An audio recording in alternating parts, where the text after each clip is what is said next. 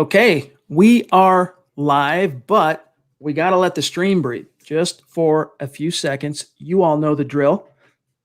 Welcome in, everybody, to the Huddle Up podcast, presented, as always, by Mile High Huddle, powered by Overtime Media. I'm your host, Chad Jensen, and with me, as always, is my partner in crime, my fellow football priest, fresh off a day off. You know him, you love him. He is Zack Kelberman. Zack, maybe we would have titled our podcast episode tonight, our stream, a little differently had we had this telegraphed to us, but it was a little late in the game. Right before we go live tonight, the Denver Broncos bite the bullet and trade third-year cornerback, former third-round pick, Isaac Yiadom, to the New York Giants in exchange for a 2021 seventh-round pick. Your gut reaction? It was a nice job by John Elway to get something for a guy who was likely going to be cut from the 80-man roster. It's a good move on Elway's part to recoup his losses. Yiadom never worked out. He was never a scheme fit. He had problems tracking the ball, turning his head, fundamental cornerback issues. Obviously, they didn't think he had safety in his future like a Kareem Jackson type. What stood out to me, though, Chad, the NFL being so wild, the Broncos got for Isaac Yiadom what they surrendered for Jarrell Casey. So for a former third-round bust, the same thing for a five-time Pro Bowler. And also, with the recent history with the Giants, they traded Riley Dixon, the former punter, for a seventh-round pick. So it really shows you where Yiadom's value or lack thereof was around the NFL. Good move by Elway. If he's not going to make the roster, you go ahead and bite the bullet and get rid of him. But it actually now completes the picture, because today I had the article at milehighhuddle.com. You guys can go read it. Vic Fangio made the curious decision to play the undrafted rookie cornerback, Bassey. You guys have heard us talk about him on the show many times. In fact, as soon as he was signed, you heard us say on the show multiple times that of all the undrafted rookies the Broncos brought in this year, including Levante Bellamy, the running back, who actually garnered the biggest signing bonus, that Bassey was the guy we had pegged to be that next undrafted free agent to make the roster. And Vic Fangio, he decided to play him with the first team. It is extremely unusual for an undrafted rookie. Doesn't matter at what point in camp. There's only 2 more days left of training camp. It's extremely unusual for an undrafted rookie at any point. Philip Lindsay was an exception in 2018 to get any first-team reps, like meaningful first-team reps.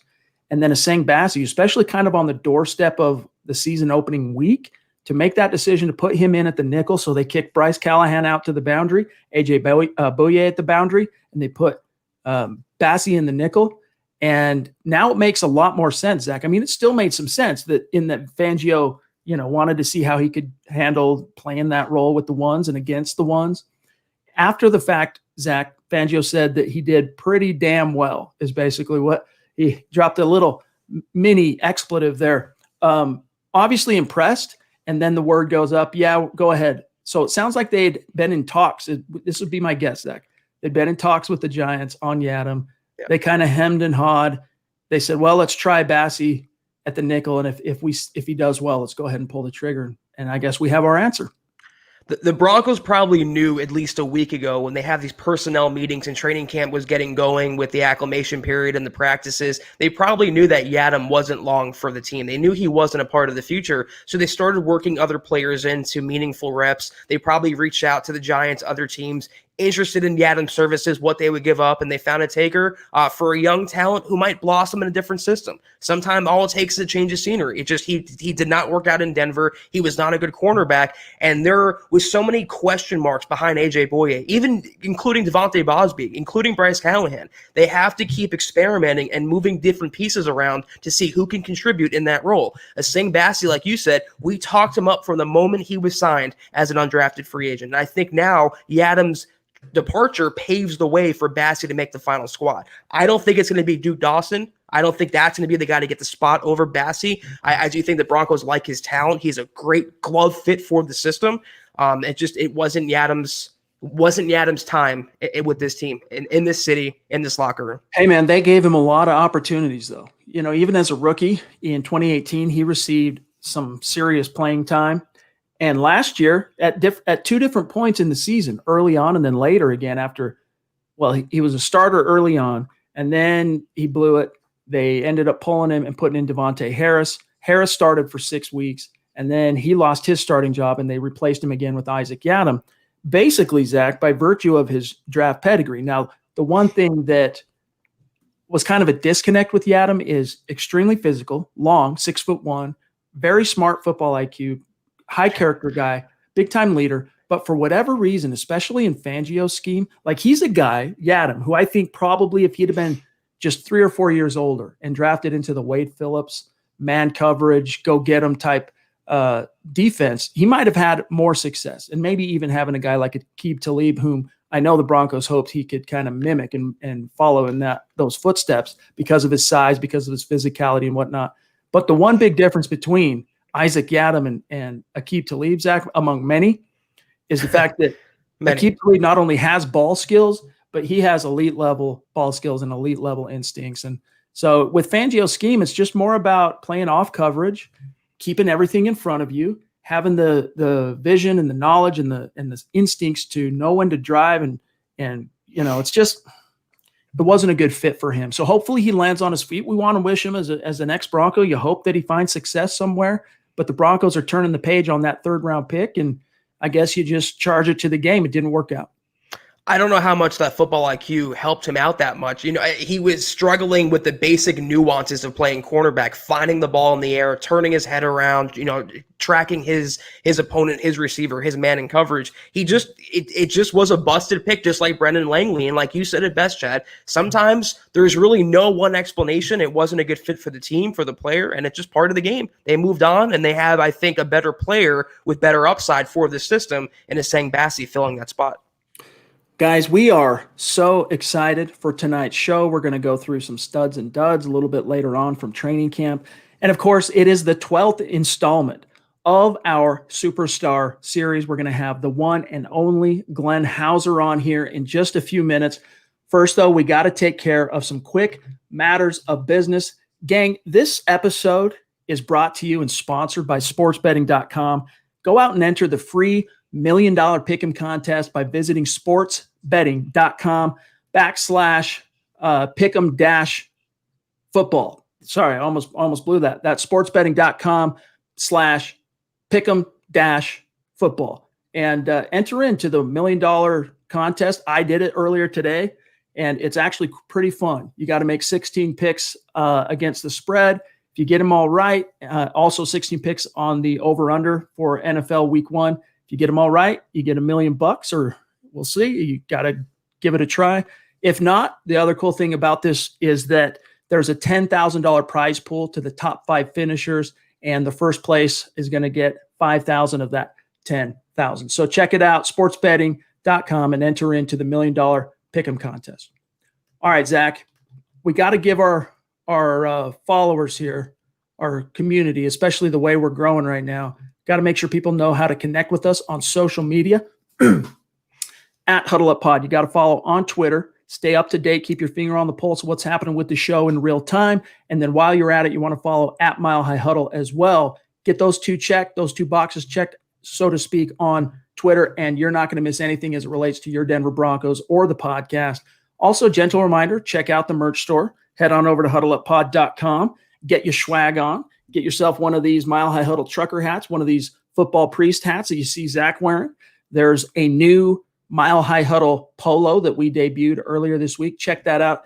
It's just another way that you can support what we're doing here at MHH, bringing you this content daily. And if you're not in a position to do that, it's all good. These 3 things, each and every one of you can do. If you love us, subscribe, like, and share it out there.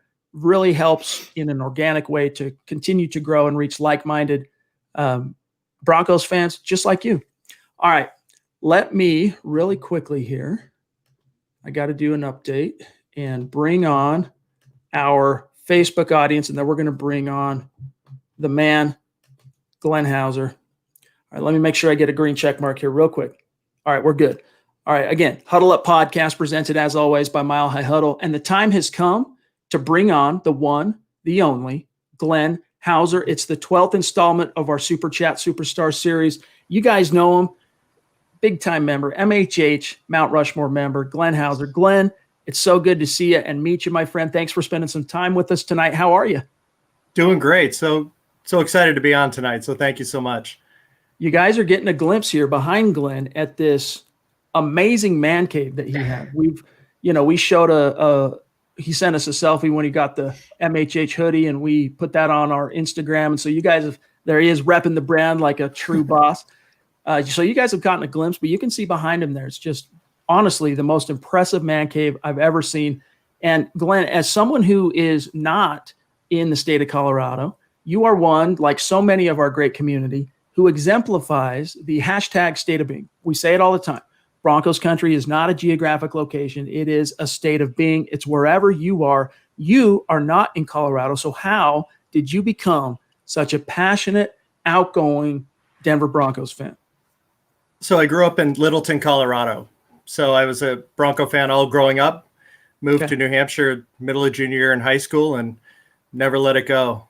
I'm in Patriots country, so I faced with the evil empire all the time. That must have been a good time for you, though, the Peyton years. It was a good time for all Broncos fans, but especially being in Patriot land, the battles back and forth, 2 victories in the AFC Championship game, defeating the New England Patriots. You had some bragging rights going for you there for a minute.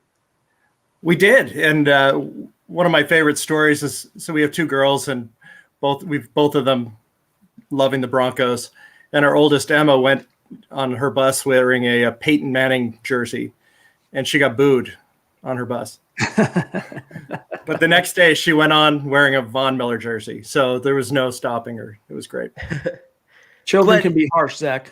Yeah, I'm sorry. I can't stop marveling at your man cave behind you. You know when you walk into a mall and you see those sporting stores and there's the jerseys and the shirts, it's right in your face. I love it. I'm always stopping in my tracks whenever I see that. But you've seen the show by now. You probably know where I'm going with this. As a Broncos fan, can you tell us your best Broncos memory, top of your head? What comes to mind immediately? Is it Elway? Is it Terrell Davis? Is it Tim Tebow? Is it Peyton Manning? What would you say is number one for you? So favorite memory has to be the win against the Packers, Super Bowl 32, when Elway, the helicopter, everybody says it, but when that happened, I was sure we were going to win. I actually cried after that game. I'm not ashamed to say that. I think most of us did. It's like the Big Lebowski. Strong men also cry. That's right. Strong men also cry. Hey, look at that. Look at that. We paid this man. It's like we paid this man. The check's in the mail, Glenn. Don't worry. It's coming. Glenn, that was a special time for all Broncos fans because, long suffering, man. Up to that point, it was the 5th trip to the Super Bowl, and the Broncos at that point had been unsuccessful.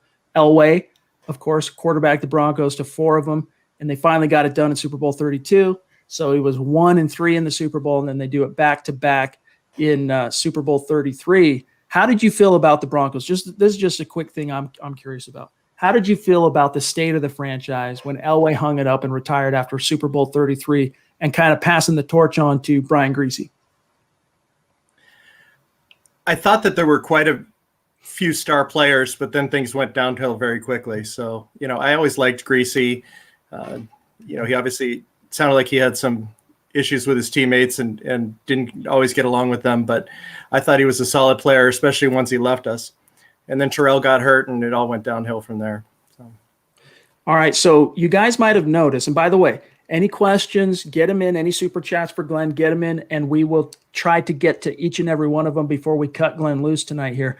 But get them in there, and you might have noticed we haven't mentioned John. We haven't mentioned Buona Beast. He is a little bit under the weather tonight, so he's got the night off. So our thoughts are with John. Hopefully he gets feeling better, get some rest, and can recover and be back in the saddle tomorrow.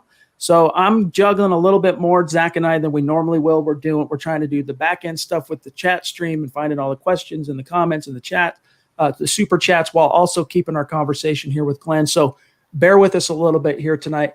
Glenn, before we move on, this chat stream, it has a tendency when it really gets active to want to jump on us, and it's already done a little bit of a jump, and it jumped this fellow right here, Christian, one of our superstars who can't necessarily make it to each and every single live stream. He'll get there one of these days, but he's got things to do. He's got his new job and whatnot. But when he's in here, he's always showing love on Super Chat. And Christian, we just want you to know we appreciate you, my friend. He says, I just heard the most bogus take ever of Locke not being the guy to build your offense around. Thoughts? Zach, this kind of speaks to the Eric Davis thing that made the rounds in Broncos country. I believe it was yesterday. He appeared on 104.3 The Fan with Nick and Cecil and said that he sees Drew Lock as a backup level type talent, which is just one of the most asinine takes I've ever heard. I don't even know what he's doing anymore. I know he's had some major network gigs in the past, but Glenn, and I want your take, obviously, Zach, what was your take on Eric Davis saying that Drew Lock is a backup level? I don't know if you saw that headline. I did. Glenn. I think it's preposterous. I mean, everybody can see even from the 5 games that he was doing, the way he leads this team, the fact that they went heavy offense in the draft to support him. This guy's no backup. Jeff Driscoll, he's a backup. Yes. Very good point. He shouldn't even be our backup. More on that to come a little bit. Does the notion of Drew Lock being a backup, does it even warrant the time we've already spent addressing this tonight?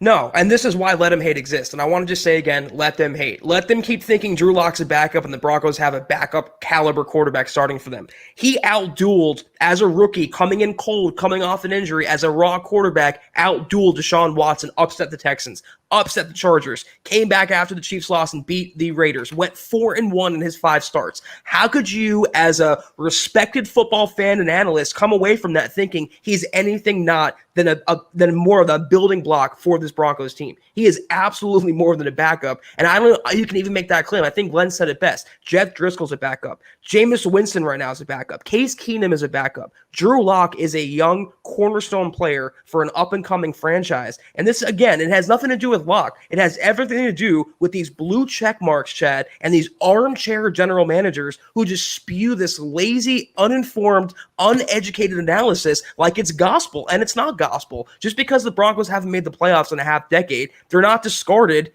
to the people who actually follow them day in and day out, who have eyes and ears and can form objective opinions and statements on the matter.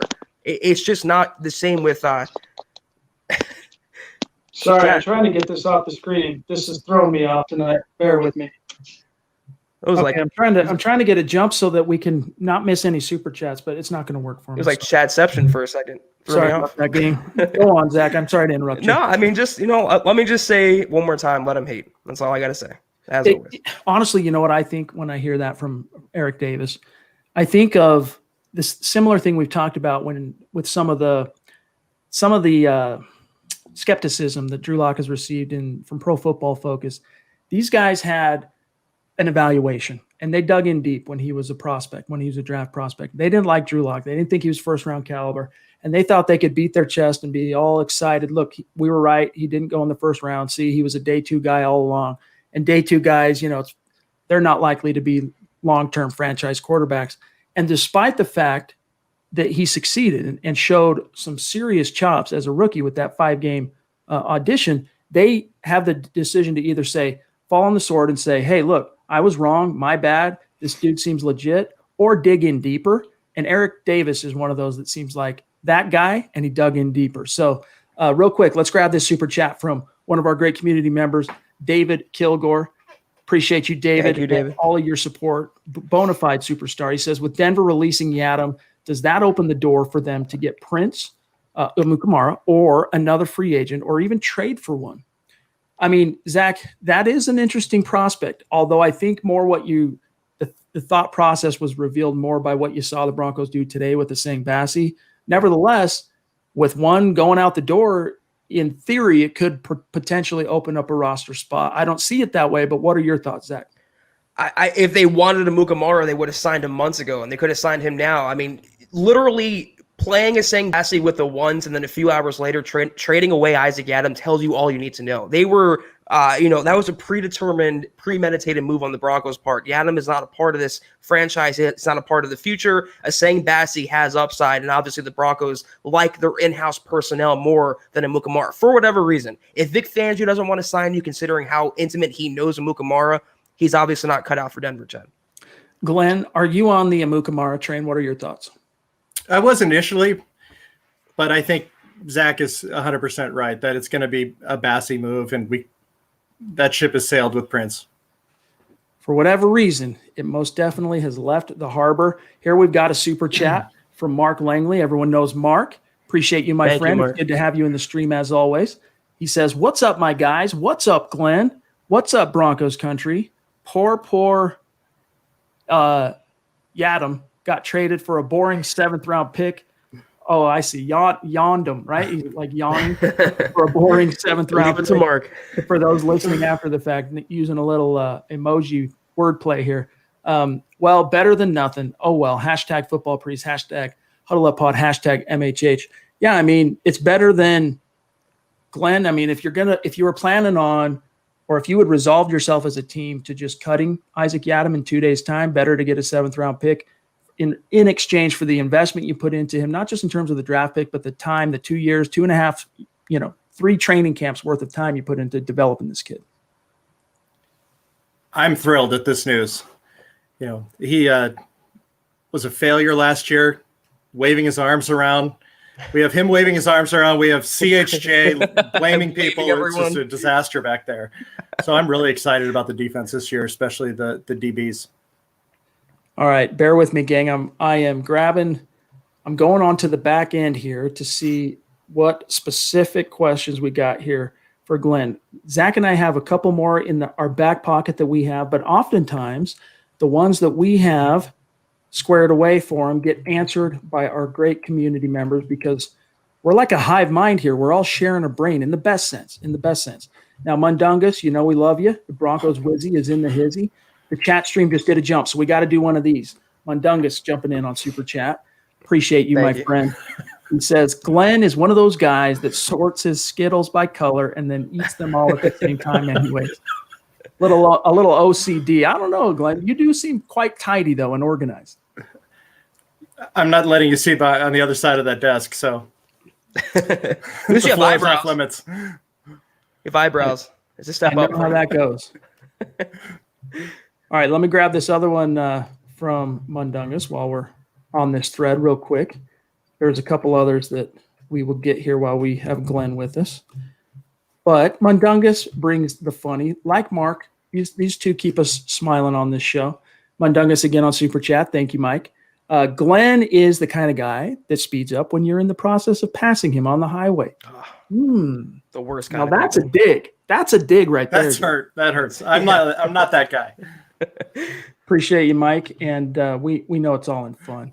All right, let me see what else we have here directly for Glenn.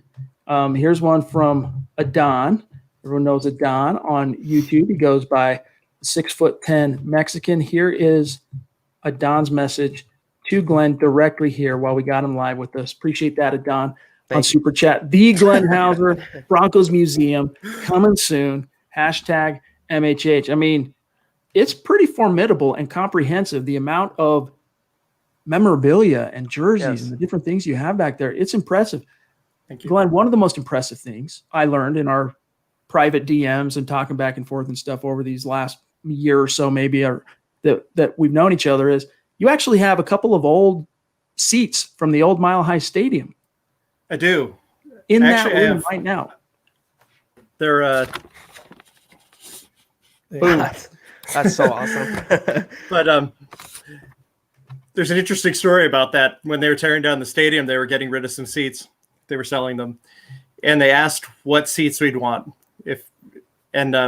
My birthday, my wife's birthday are the 12th and 13th, and so they said no problem.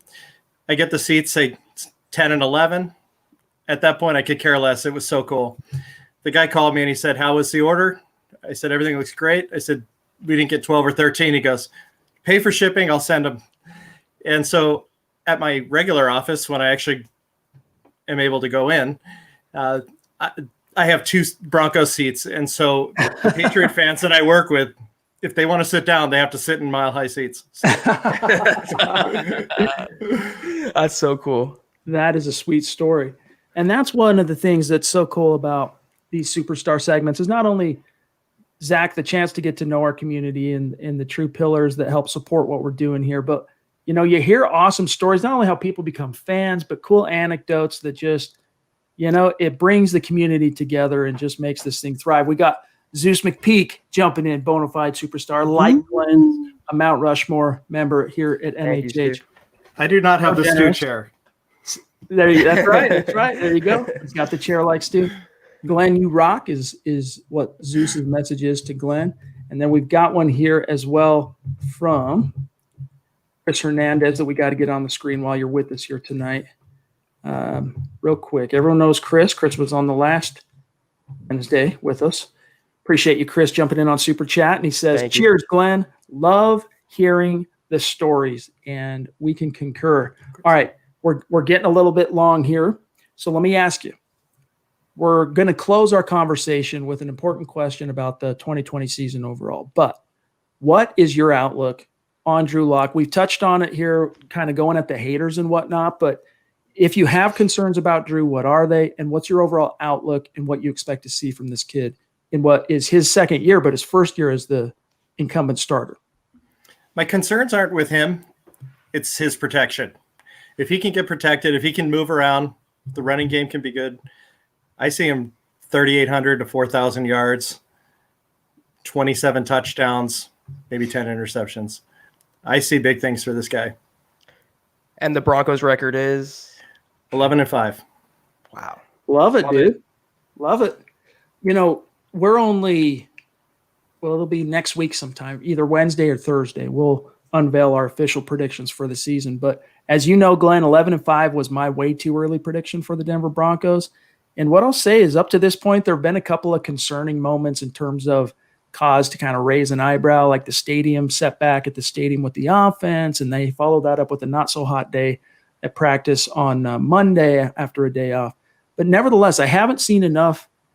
We'll see. We'll see when it all is said and done. We release that and unveil it to everybody. But I haven't quite seen enough to get me off of 11-5 up to this point. Now, we got Big Kev Peterson jumping in, showing some love on Super Chat. Unfortunately, we ran out of character space, Kev, so I'm going to have to read your hashtag. But he says, name dropping here. I know Glenn Hauser. We met at a 7-Eleven buying beer one night in Massachusetts. Thanks for busting my chops that night, pal. You've never relented. What is he talking about? Oh, and by the way, the hashtag is shaved head. Shaved heads are the new hair. There you go. Shaved heads are the new hair. Anyway, give us some insight on what is he talking about? I feel like there's an inside joke. I had no idea. Okay. But, you know, when I got to tell you, though, when I saw the subject line, Studs and Duds, my wife shared a Facebook post, I said, inviting people to join. And she said, he's clearly one of the studs. So I appreciate that. Undoubtedly. Well, Glenn, we got to do this again, my friend. We got to get you back on the show. And as we were talking about privately before we went live here tonight, you know, one day we're looking forward to the day when this whole pandemic thing is in everybody's rear view and we can all get back to business as usual and life as usual.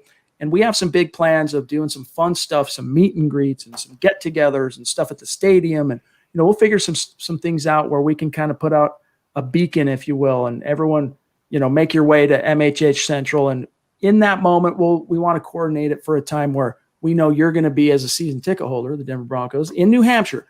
The man you see now on your screen is a season ticket holder for the Denver Broncos.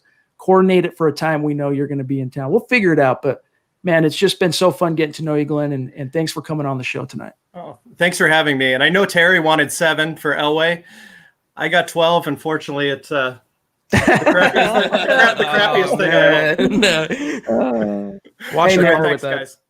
Thanks, Glenn. Appreciate you, my friend. Make sure you follow Glenn, by the way, on Twitter, as you can see here. Those of you with us live at Glenn Hauser. That's 2 N's on Glenn. He is the man. We love him. Glenn, have a great night. Give our best to your family and the missus, and we'll see you in the stream, my friend. Thank you, guys. All right, there he goes. The one, the only Glenn Hauser. The man is just, wow. You know, he's one of the best people I've come across in this business, Zach, in engaging with fans and people that read and consume our content and participate in the community and all that stuff. He's just one of the all-timers, like Hall of Fame guys. And as you guys know, he imparted to me one of my personal favorite, most impressive gifts of all time, a signed copy of this book. So he's the man. But Glenn's just a great dude, Zach. I'm shaking my head right now because that man should charge admission to that house. I mean, he's like Glenn Hauser, the curator of the Broncos Museum of Excellence. I mean, he literally has every single thing you can want from a Broncos fan. The seats for Mile High. He has a Paxton Lynch jersey. He has a Griswold jersey. I mean, Glenn is one of a kind. That's arguably the coolest man cave, at least Broncos man cave, I have ever seen. It's definitely, I haven't seen it in the flesh, but I can only imagine it's all the more impressive in the flesh. Yes. And even from what we've seen, the different angles, the things he's shown us, it's the most impressive. I haven't seen one that beats it. And if you have one out there, if one of you are listening or watching with us now, and you've got one that beats Glenn, we want to see it. Send us a pic. All right, real quick here, Zach. We want to get to some studs and duds, but we also got to get to our superstars who've been waiting patiently. We got Jeff C. jumping in. Appreciate that, Jeff. And he said, had a phone conversation with one of the guys at camp, an ex-Bronco.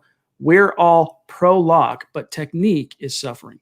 Skangs knew how to game plan for Lock.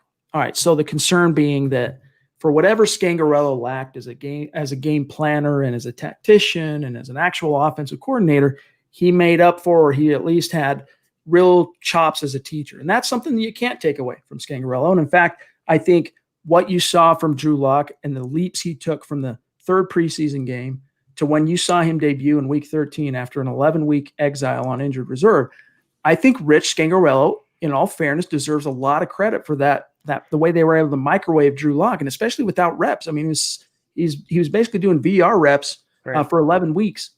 But Zach, the notion that his Drew Lock, that is, when we bring it back up, that his technique is suffering.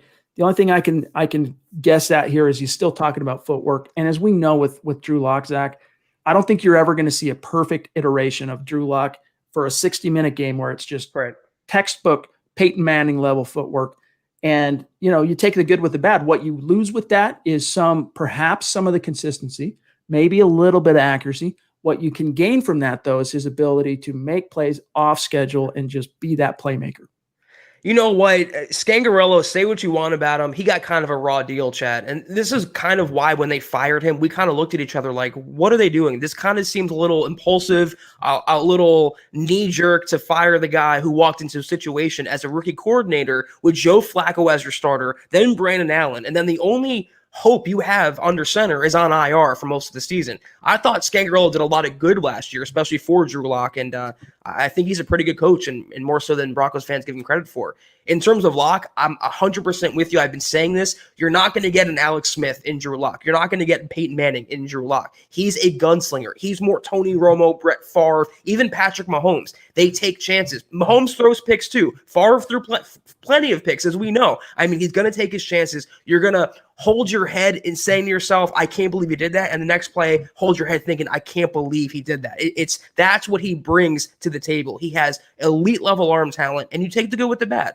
His technique as a first-time starter isn't going to be 100% perfect, but he has two great coaches around him right now in Shermer and Shula, and a great supporting cast and an improved offensive line. So it's all on Drew right now, but the Broncos, give him credit. They've done everything in their power to put him in the best position to succeed. Well said. And for what it's worth, though, Pat Shermer and Mike Shula, they're no slouches in the teaching quarterback department. I mean, these guys have their bona fides and resume successes on their resumes as well. So, again, I think if you set your expectations for perfection, it's something you can always strive for. In Drew Lock's case, from a technical perspective, footwork, platform, all that stuff, you're probably never going to get that perfect technique, but he's going to make up for it in other ways. A couple more supers here, Zach, and then we'll get to the studs and duds. Bronco Batman jumping in. Appreciate you, my friend. Thank you.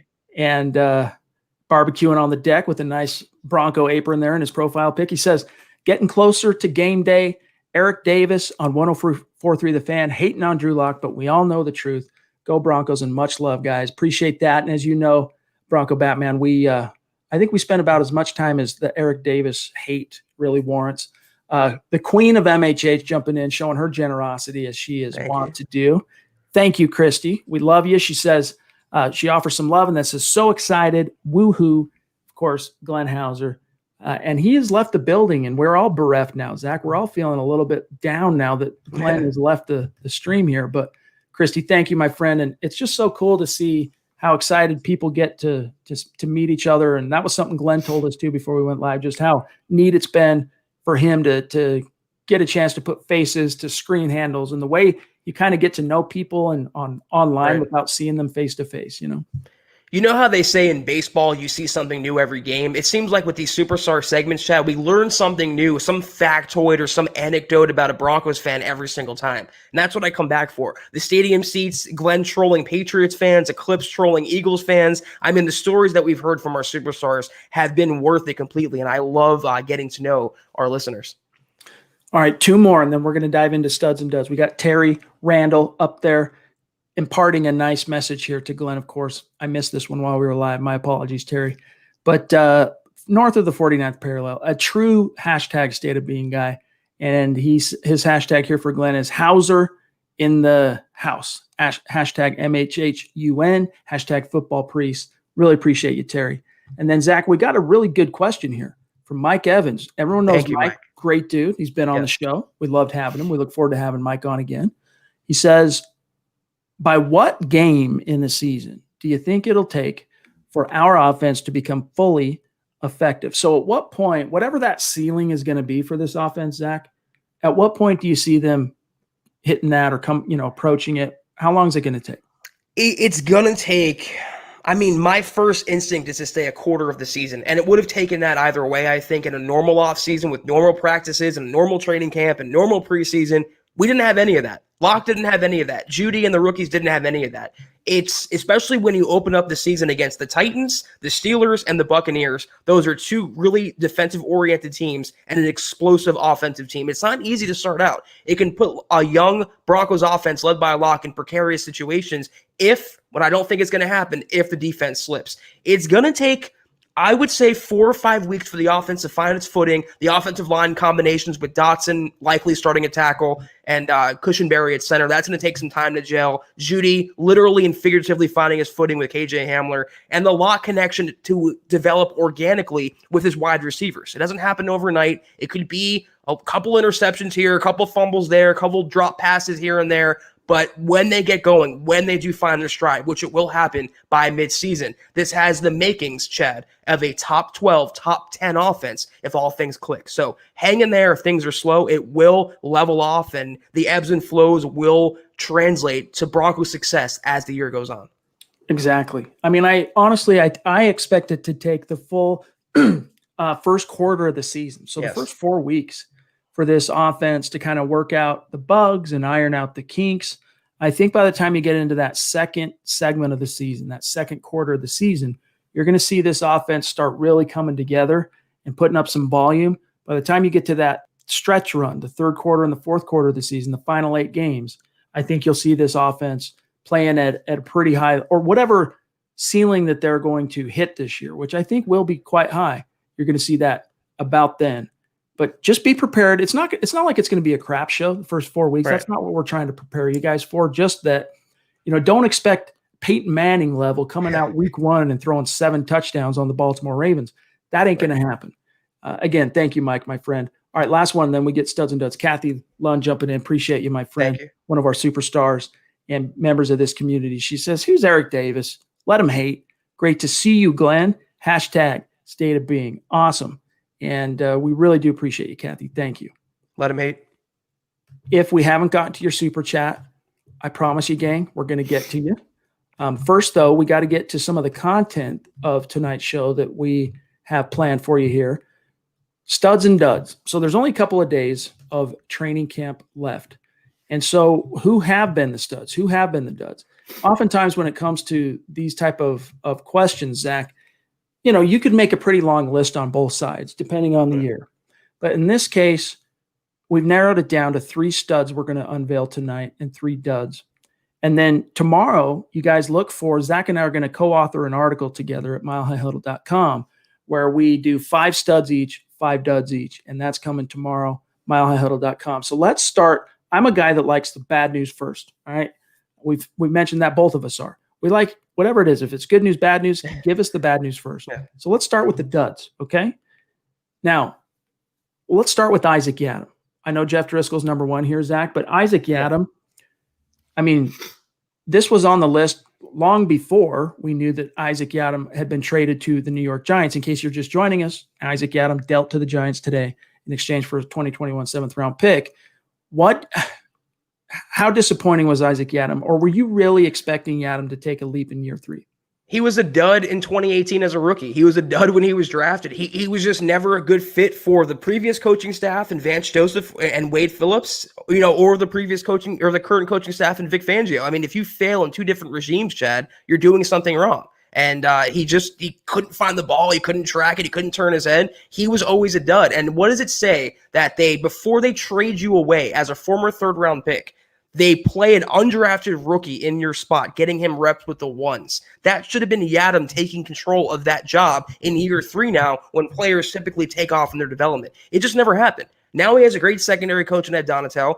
He has a great defensive coordinator in Vic Fangio. He was always a dud, just like Brendan Langley was always a dud. He was just dead in the water, dead on arrival. Any way you want to put it, he was never going to work out in Denver.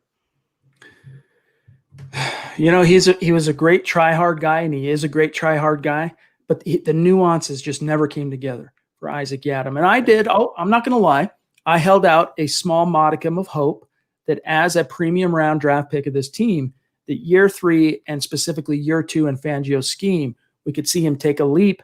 But honestly, he's a guy I think that in terms of his Bronco career, which is now over, that really could have used the preseason, which is gonzo. Yeah. That's so fair. Happy trails to Isaac Yiadom, but definitely one of the disappointments of camp. Let's talk about DeMarcus Walker. We'll get to the quarterback last year. Let's talk about DeMarcus Walker, who everybody knows of all the guys here at MHH. Zach and I are the 2 who have been the most positive and optimistic, and probably I wouldn't necessarily call us biggest fans of DeMarcus Walker, but we appreciate what he can bring to the table, having that, kind of that clutch gene. He's just always around the ball. Whenever he's been able to get onto the field, he has made an impact. But Zach, whatever doghouse he got into late last year, I don't know the whole story. And, I've heard a bunch of different things. I've been told a lot of different things about exactly what unfolded. Whatever that was, it seems to have kind of been an impediment heading into this summer, which is bad news because this is a contract year for him. And now it's looking like a good chance he doesn't even make this roster. It pains me to say it. And like you said, we've been big fans and blowing the DeMarcus Walker horn, but this is a guy like Isaac Yiadom who's now failed with 2 different coaching staffs. And we don't know if it's a personality trait, a personality defect, something he's doing behind the scenes in practice. He's just rubbing these coaches the wrong way. And it's unfortunate because when he's on the field, he's always around the football, mostly as a pass rusher, but he's literally always around the football. And those players are very hard to find.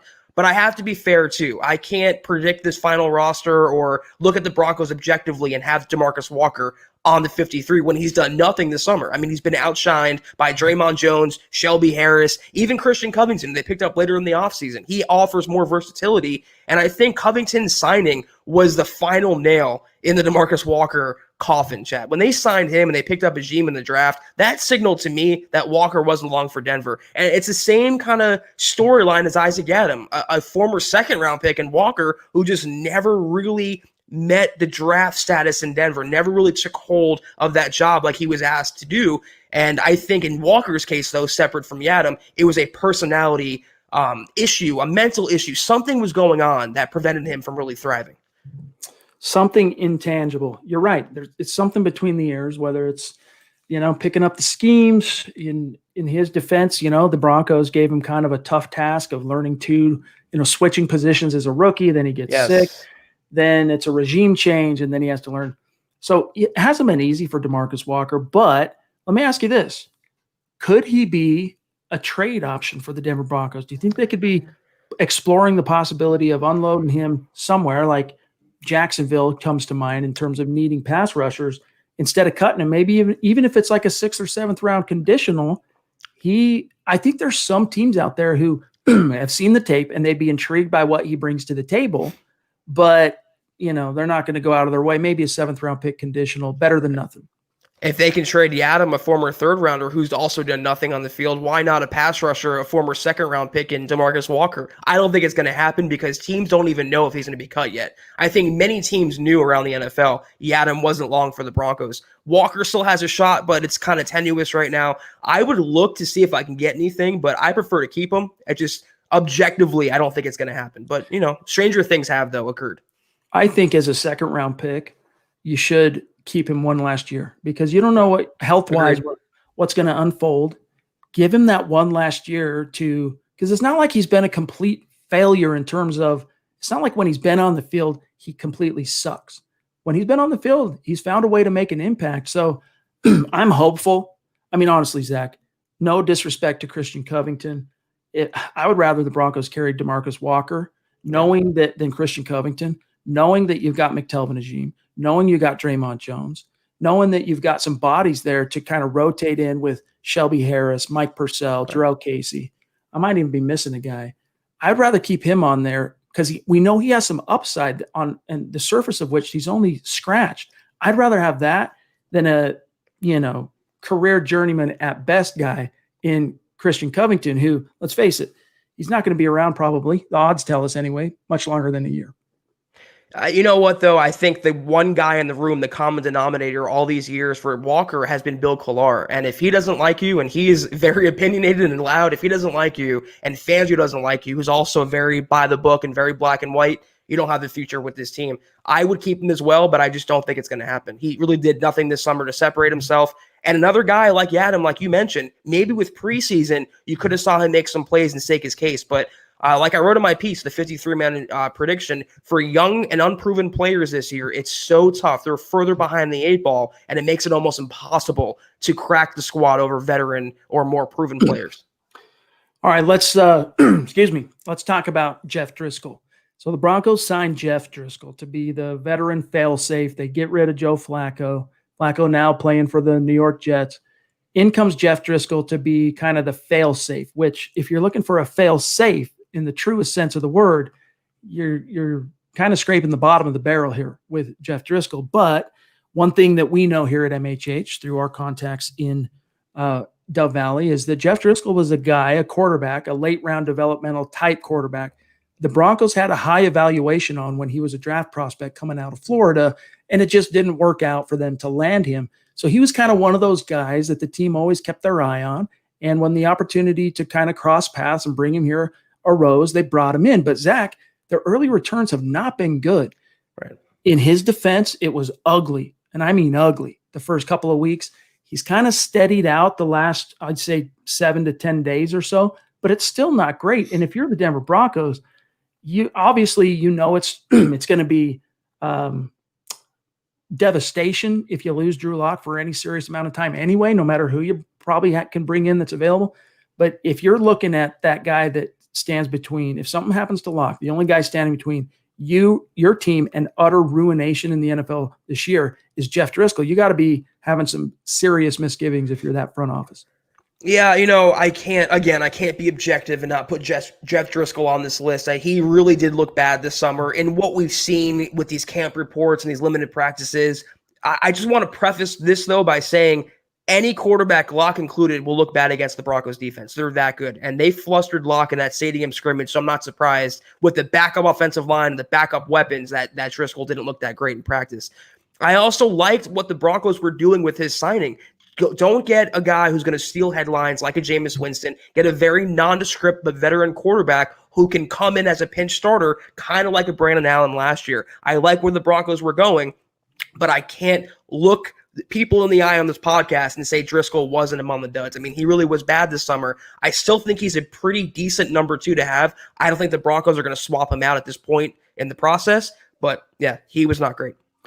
I mean, fans are already crossing their fingers that their quarterback can stay healthy for a full 16, and I don't see any reason to doubt that with regard to Drew Lock. That thumb injury that he suffered last summer was a fluke. He's always been a guy that's available and healthy for his team. But really keep those fingers crossed. Whatever tribute you got to pay to the football gods, get that done, because Jeff Driscoll is not going to save this team if the excrement hits the fan. All right, Zach. Press those toes too.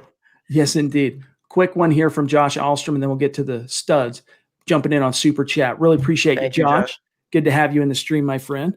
Can't make it to every stream, I know, but I know you're listening to each episode, and when you are in the live stream, it's always better to have you with us. He says, how can you call Locke a backup as if it's a proven this early in his career? Yeah, I mean, well, that kind of speaks to the antithesis of that, which is, if that's the case, how can you say he's good? Well, You can look at what he's done as a Missouri Tiger, and you can look at his draft pedigree. You can look at his scouting report. You can look at and utilize that 5-game sample size as part of the evaluation and still say, look, Drew Lock has shown more that speaks to the fact that he has franchise caliber potential in him. You've seen more of that in his 5-game exposure to the NFL than you have for any kind of argument that would suggest this guy is destined to be a career backup center. Unless you're biased like Nick Wright, who literally has Chiefs pendants hanging up behind him. I mean, how could you look at Drew Lock as an NFL analyst and not come away impressed with his limited but impressive and outwardly, staggering body of work? Going 4-1 as a starter, beating the Texans, beating the Chargers, coming back and beating the Raiders in the finale. That's a divisional game, never easy. A raw quarterback last year, shoddy coaching, shoddy supporting cast. I don't really care what Eric Davis has to say because you know it, Chad. I know it. Broncos fans know it. Anyone with a functioning brainstem knows that Drew Lock is a franchise caliber quarterback who I think will establish that title this season. No doubt. No doubt about it. Mundungus had a parting message for Glenn, by the way, on the way out that we missed late, wanting him to put the barrel on. So hopefully Glenn I'm sure he will. He'll get that message. And Mike, as you know, we appreciate you, my friend. Yes. And as Gary said, definitely an amazing story about how Glenn landed those seats from Old Mile High. Very cool story. All right. We will get to your super chats, whatever questions are on your mind. We still got some time. Let's run through the studs, the top 3 studs as we see it so far of camp. And there are more, and we're going to unveil more tomorrow in the written article Zach and I are going to co-author. So stay tuned for that. And we can riff off it a little bit more on tomorrow night's podcast as well. But let's start with the rookie. Let's start with Jerry Jeudy, who, look, he didn't need any introduction from us. Everyone was excited. Alabama, prolific receiver at Alabama, accomplished some great things with the team and as an individual. No one was surprised to see him go in the first round. Broncos took him at pick 15. We expected to see good things from him. But, Zach, did you expect as a rookie in his first training camp to hear guys like, grizzled vets like A.J. Bouye, grizzled vets like Kareem Jackson, grizzled vets like Bryce Callahan, almost paying tribute to him? Like, this guy's making us better. Then we hear that Emmanuel Sanders sought him out, and not just Sanders, other NFL veteran wideouts have contacted Jerry Jeudy for tips and different things about his route running and whatnot. But he's backed it up with good play. Now, there's been a couple of days he's going to wish he had back. No wide receiver is perfectly immune to the odd drop here and there. But Jerry Jeudy overall, as advertised, fans got to be completely stoked. And I know the team is pleased as punch that they made the pick, Jerry Jeudy. I feel weird even calling him a rookie because nothing about what we've seen so far suggests he's a first-year player. I mean, he's so beyond his years, both as a person and as an NFL player. His route running, we knew it'd be sparkling, Chad, but he has the hands to back it up. I mean, he took it to the next person on this list in A.J. Bouye and has really gotten the better of him in practice. And that's not easy to do with no offseason. He's wowing us with no offseason, no minicamp, no rookie practices, no preseason, and he's putting the moves on. Very Amari Cooper-like, very Marvin Harrison-like. I knew he would blossom into that, Chad, but he's been that out of the box, and that's what jumped out to me. He's a phenomenal talent. Yeah, I mean, he's just I told you guys that when John Elway said he was the number 1 receiver on our board, I did believe him. I do believe that that's the case. And talking to people, I do believe that. And I think you're seeing why the Broncos had Jerry Jeudy as their top target. And we're not disappointed to see Henry Ruggs go ahead of him, and why they ultimately chose to pass on CeeDee Lamb. And CeeDee Lamb, for what it's worth, as you guys know, he was my number 1 receiver in this class. And, still occasionally shed a crocodile tear into my pillow that it wasn't CeeDee Lamb. But Jerry Jeudy, no regrets. Honestly, if I'm being perfectly serious, so far, no regrets on Jerry Jeudy. He's been the genuine article. Zach, another newcomer that has stolen the show in so many words is A.J. Bouye, the transplant from Jacksonville. Now, of course, he enters the league as an undrafted rookie back in 2013, plays his first 4 years with the Houston Texans. Takes him a good year and a half of that time to earn a role and end up playing on the Texans defense. Has a really impressive 2016 campaign for the Texans. Goes on to garner that fat contract from the Jacksonville Jaguars, $65 million, I want to say, over 5 years. By the way, Vic Fangio tried to get in on that action as the defensive coordinator of the Chicago Bears. Came this close to landing A.J. Bouye because he felt like he was a perfect scheme fit for him. came short. Boye went to Jacksonville, has an Pro Bowl season in 2017, 6 interceptions, breaks up 18 passes. Everything looks like Jacksonville has landed their 2 lockdown corners of the future because they had Jalen Ramsey at the time. But then things take a turn for the worse for Boye. Problems with Jalen Ramsey. He ends up being traded away, and Boye is called on to be that number 1 guy in a Jacksonville headquarters and a team that's just falling apart and just cruising for the cellar. Had let's face it, a not good season last year in Jacksonville. Dealt him to the Broncos for a 4th round pick. I honestly, Zach, I as you guys know, I keep a positive overall. I'll tell you the truth, but I try to always posture things with a positive lean to it. And so I tried to stay positive, but I had some serious misgivings about AJ Bouye and whether or not he was going to be the real deal or if he could be salvageable because he just wasn't good last year. A few injury issues as well. But so far, Zach, he's gone to great length in my book to assuage some of those concerns. Now, he's got to prove it out on the grass when the real games get here, but he's been one of the studs and stars, picking off balls, showing that ball hawk mentality and that instinct to just drive and impact the play, whether you're breaking up the pass or you're tipping it up in the air and someone else picks it off or you get the pick. Your thoughts on AJ Bouye so far? What you just mentioned is what we haven't seen from a Broncos secondary since 2015, since the Wade Phillips, no fly zone days with Chris Harris Jr. being in his prime, Aqib Talib being in his prime or close to it. We needed that guy who can go take the ball away from the opponent, get the ball back in the offense's hands, change the game with his sheer skill set. And that's what AJ Bouye brings to the table. He came in to be the cornerback 1, and he's looked the part so far, Chad. And it was so big that he stepped up and has been as advertised after losing Chris Harris Jr. and with injury concerns surrounding Bryce Callahan, injury concerns surrounding Devontae Bosby. Bouye, if you can shut down Cortland Sutton in practice, I don't even care if it's practice, you can shut him down and go toe-to-toe with him, you're doing something right. I've been very impressed with him. It looks like we're getting the older Bouye, the all-pro caliber Bouye, and not what we saw last year. So that's what I like. And I think he's gotten a little bit of a lift being reunited with Kareem Jackson, who was like his big brother when he entered the league. And I think that's helped him and helped boost his confidence and really helped that transition to where when you're an NFL transplant, he's not feeling like fish out of water. Denver might be a new environment to him overall, but Jackson gives him that familial sense of an existing bond and belonging, and I think that's going to help him as well. All right, let's get to the third stud. And, of course, a reminder, gang, there are more studs, there are more duds. We're going to get to that in tomorrow's article that Zach and I will co-author. You're not going to want to miss that at milehighhuddle.com. Philip Lindsay.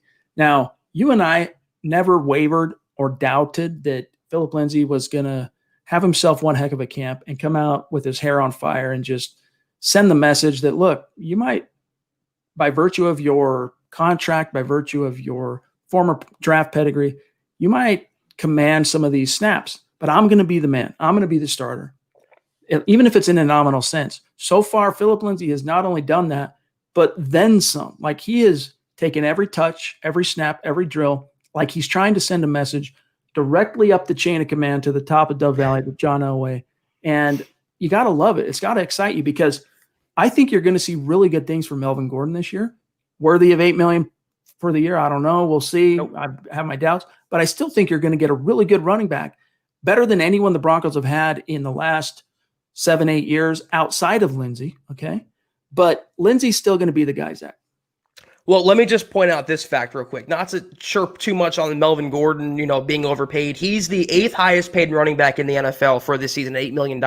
Philip Lindsay is the 165th highest paid running back at $570. It's a shame. But you know what? I can't even say I'm surprised. I expected this to happen. You and I both did, Chad. We've been saying from the moment Gordon was signed, Philip Lindsay will be the RB1. No one puts Phil in a corner. No matter where he's been, in any capacity on a football field, if you could bury him on the depth chart, bring in who you want, he will always battle and move past it and merge on top. That's exactly what's happened. He has taken every carry this summer, Chad, with a sense of urgency, with motivation, being pissed off, wanting that contract, feeling disrespected, running, with the mentality of to let them hate, let them keep disrespecting me. I will show them and I will prove them wrong. And like you said, John Elway specifically, target number 1. I couldn't be more impressed with Philip Lindsay, but it's nothing surprising. It's just When you have a game-breaking talent like that, you cannot let him rot on the bench. I don't care who's in front of him. I don't care what he lacks. He's a true difference maker in the NFL. You don't bench that. And we've said this on the show many times. He echoed that today. And that is that he doesn't need 20, 25 touches a game to produce, get into a rhythm, for the law of averages to work in his favor. He's a guy that you can give 10 to 12 touches, and he's going to produce triple-digit yards from scrimmage. And he talked about that today, that, all I need is a handful of touches, and I'm going to, more often than not, those touches are going to result in big gains and big plays and big touchdowns. And so if anything, the silver lining remains that even though it might be obscene and egregious, that Phillip Lindsay's making $750K this year, and Melvin Gordon's making, between $7.5 million and $8 million. Nevertheless, he's the guy that is going to provide that spark, and he's going to, I think, continue to prove that he's the leader in the room. He's one of the leaders on offense, and so far so good on this summer. We'll get back to Lindsay here in a second, but Josh Ahlstrom jumping back in. Appreciate you, Josh. Thank you, Josh. Getting back to some of our superstars and your questions that we might have missed in the chat. He says, I think the Broncos' issues on offense are less them being a problem and more the defense being that good. Very good point. Very good point. Part of it. Here's the thing, though. You got to expect there to be some problems on offense. Just because, it's a new scheme. There was no offseason and there have been no preseason games. Right. And, the reps on the field have been limited at times, too, with the ramp up. Then there was the injury to Justin Strnad. Fangio, gets cautious, draws it back. And, there's going to be some trial and error learning curve. There's not enough reps at the old, just not enough swings at the plate. That's probably the best thing to get perfectly humming on and firing on all cylinders. But Zach, that time is going to come. It's just, they're going to have to complete that learning curve somewhat in games that count. The question is, do you believe the coaches are going to put them in the right position to succeed while they're still kind of getting things down? And do you believe, second question, that there's enough talent on this offense to overcome some of those imperfections and, get a lot of bang for their buck? You have to put them in the proper position to succeed, no matter if they're winning, they're losing, if they're young, they're old. When the Chiefs started Patrick Mahomes, they didn't make him Alex Smith. They let him throw interceptions. They let him flounder because it made him a better player. They stuck with their game plan and their scheme for Mahomes, and look how that turned out. So if it starts out slow, don't go away from what made Locke a great prospect. His arm, his playmaking, uncanny ability to move around the pocket. He has the weapons, he has the coaching, and they have the talent, Chad. It's part of the reason the Broncos defense being so good. That's part of the reason why the offense has struggled, especially in the stadium scrimmage. But it's also, like Chad said, a new center, a new guard, a new tackle, a new receivers, a new running back. These are all new moving parts, a new coaching staff with a new scheme, a new quarterback coach. And on top of that, no offseason to get that down. You can huddle at a Denver park. It's not the same as getting on the field and getting that chemistry down in real practices and mini camps. They haven't had that. So I wouldn't wring my hands right now. I wouldn't pull my hair out. I wouldn't panic. It could be a little slow out of the gates, but the Broncos know what they're doing with Locke, and all indications, Chad, we have to trust them right now. They deserve the benefit of the doubt with how they've handled Locke this offseason, and I have no reason to believe, based on this summer and this limited viewing of this offense, that it's not going to be anything that we didn't expect. Yeah, or that they can't overcome. Right. Again, it's important to remember that it's the onus is on the quarterback to test the limits during training camp, to kind of push the boundaries. There are a lot of decisions that Drew Lock will make, whether it's in a scrimmage or in a training camp practice, that on a game day he might not make because he's already made that decision early on in training camp, learned from it. It was a bad decision, so he makes a different decision. A lot of things like that are going to happen. And you also got to remember, training camp and practice in general, but especially the whole scope that is training camp, it just simply favors the defense. All right, quick question from Adam here who wants to know on YouTube. Has Netani Muti, this was the 6th round pick the Broncos made this year, has Muti been playing at both guard spots or just at right? He has received spots, or I should say reps, at both spots, but mostly, Zach, from what I've seen, he has been playing left guard with the 2s and the 3s, but he has gotten up to the 2s. In fact, there was a question that Fangio fielded this week. Here's what he was asked, or he was asked about Muti, how Muti has done this summer in training camp. Zach, he said, quote, Muti's been good overall, up and down like you would expect from a guy who's a rookie, and a rookie who's missed a lot of football during his college career. He's had flashes of good play and not so good play, but he had a tough night the other day in practice. He would have given up a sack or two or at least a couple of quarterback hits in the game if it were a real game. He's not where he needs to be, obviously, but again, we like the player, close quote. That's not the first time we've read that quote from Fangio, but it's the only specific update we've gotten from Fangio on the topic of Muti. It's about what you expect. He's a really talented guy with a massive injury jacket, but he's still very raw. He actually didn't play all that much at Fresno State because of all those injuries, but when he was on the field, he was a dominant player that just jumps off the tape. Like you just pick him out really, really fast. But Zach, he's very much a diamond in the rough that's going to take some time to polish, which is why in your 53-man prediction that you published today at milehighhuddle.com, guys, go read that right now. As soon as this podcast is over, go read it. I think it was, you said something to the effect of Muti's a guy that they'll find you wouldn't be surprised if they find some kind of an injury designation, put him on injured reserve and let him redshirt his rookie year. He needs that to marinate. Yeah, just like Joe Flacco had a neck injury they put him on IR for. I mean, they'll find a way to keep and preserve Muti around the team. If they expose him in the practice squad, I think he gets stolen. He has a pretty bright future in Denver. He has starting caliber traits, but Chad laid out perfectly. Injury history, being a very raw lineman. He's working left guard right now. They have a locked-in starter there in Dalton Reisner. He's a 2021 pick and beyond. He has a great future working with Mike Munchak in specific, but not in 2020. I don't think he'll be on the 53. They'll find some way to put him on PUP or IR and redshirt him until next offseason. Dennis Woods, great member of this community, so consistent in his support for MHH. We really appreciate you, Dennis. He says, I watched the interview with Philip Lindsay today. The Broncos made him available after practice. A commenter named Dave Logan, is it the Dave Logan? I highly doubt it was the Dave Logan, said that Lindsay will have 1,200 yards and 8 to 10 touchdowns. Thoughts? Hashtag state of being from Michigan, baby. Hashtag Denver Broncos for life.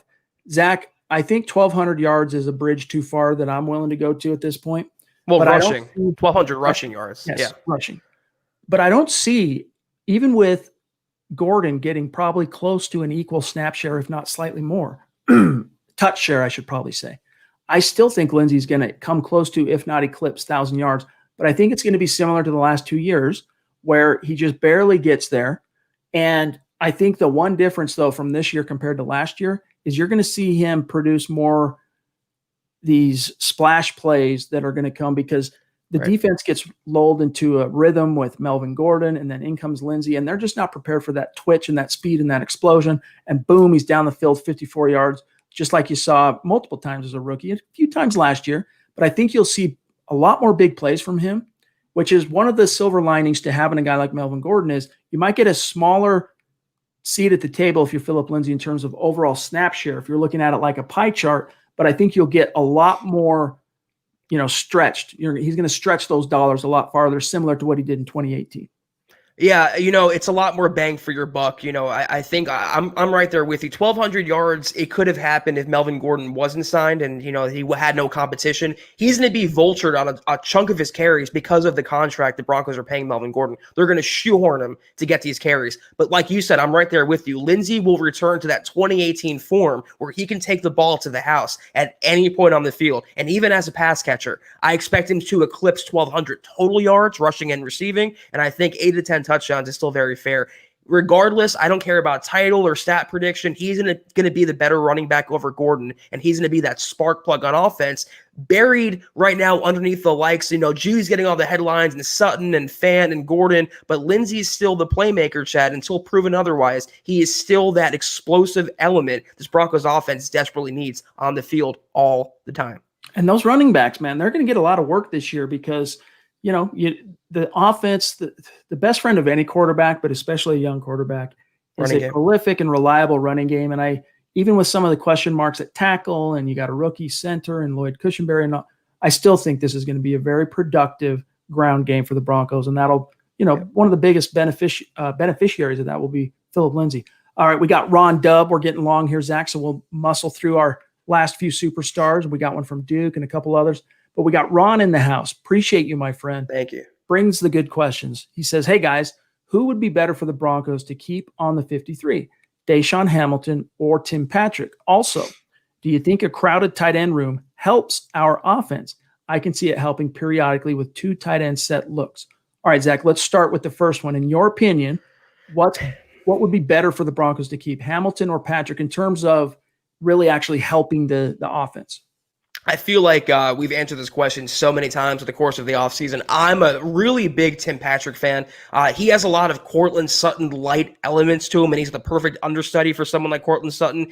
Hamilton, to me, even though he came on last year with Drew Lock and he has the draft status, being a former 4th-round pick, he's a whatever player to me. I mean, he's just a guy that's there. He's kind of middling. He's not a great possession guy. He's not a great speed demon, obviously. He's just kind of there. He had some drop issues. If it was up to me, I'd take Tim Patrick all day, every day over Deshaun Hamilton. See, and I flipped that coin just for different reasons, but I think the Broncos kind of were onto something late in the year when Lock got inserted as the starter. He and Hamilton kind of had a mind meld going there, and Deshaun kind of got off to a rough start this training camp. I'll be honest with you. I started wondering, man, he might not even make this 53 because this wide receiver room is so stacked, but he's really kind of turned the ship around. I think both are going to make the roster, to be honest with you. Exactly. Yeah. But I'm taking Hamilton just because of the inside-outside versatility that he offers. And not to say that Patrick didn't have a bond with Locke last year, because Patrick got a lot of snaps with Locke as well and had one of the biggest, honestly, Drew Lock's best throw last year. Patrick caught it, that sideline in Houston down the left sideline. So good question. Your thoughts on the tight end room, though, Zach, how it helps the offense? He says, I can see it helping periodically with 2 tight end looks, which, let's remember, Pat Shurmur is not known for using much at all of any 2 tight end sets. Yeah, he's traditionally leaned on 1 tight end, if at all, and that 1 tight end will be Noah Fant. So I can see where you're coming with that question. I mean, having 2 tight ends, having someone like Van Ness on the field will help with blocking and maybe some play action looks, buying Lock some time with a moving pocket. But don't look for, again, Albert O to be this instant impact star out of the gates. If there's anyone in that tight end room who's going to shine, anyone, it's Noah Fant. And it's Fant and then literally everybody else. All right, let's grab this one from Chris. Appreciate you, my friend, jumping back in. Superstar, you know him. You love him. Thank you, Chris.